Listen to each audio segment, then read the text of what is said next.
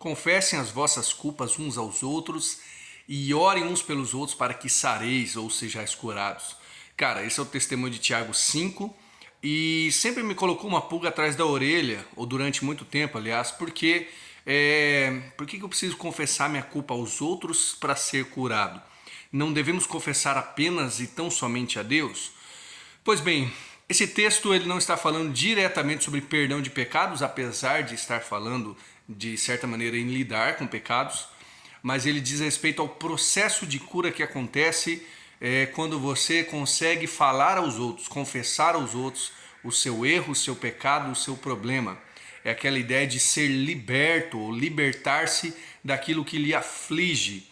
Para você confessar a culpa uns aos outros, você deverá já ter confessado a Deus, ou dentro desse processo, você confessa para alguém, então você ora e confessa para Deus. Outros textos que me ajudam a entender esse texto e deixá-lo de maneira equilibrada é o texto de 1 João 1.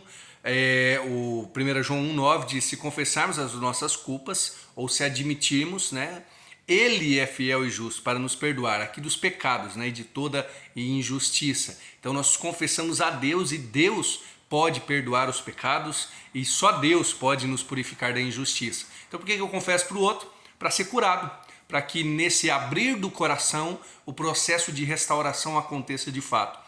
Davi diz que enquanto ele se calou, os ossos dele se doeram, foi algum termo assim, né? Mas o outro texto que eu quero usar para você diz respeito a essa comunidade ou esta igreja que consegue lidar com pecados de maneira a restaurá-lo. Um grande desafio, tá? Gálatas 6:1, Paulo está falando assim: irmão, se alguém for surpreendido em algum pecado, veja só, não é nem confessar, tá? Confessar é necessário se eu tenho pecado, mas imagine que alguém seja pego em pecado. Paulo diz assim: vocês que são espirituais, portanto é uma demonstração de espiritualidade da igreja, devem restaurá-lo ou agir com mansidão, né? Para que o tal seja restaurado. Cuidem vocês, porém, para que não entrem em tentação, não caiam em pecado. A ideia aqui é de uma comunidade restauradora. Se alguém for surpreendido em algum pecado, o trabalho de uma comunidade espiritual não é ficar jogando pedra, não é ficar julgando, não é ficar apontando o erro nesse sentido, mas trabalhar para restaurá-lo. Mas também depende da pessoa desejar a restauração. Você percebe como as três coisas combinam?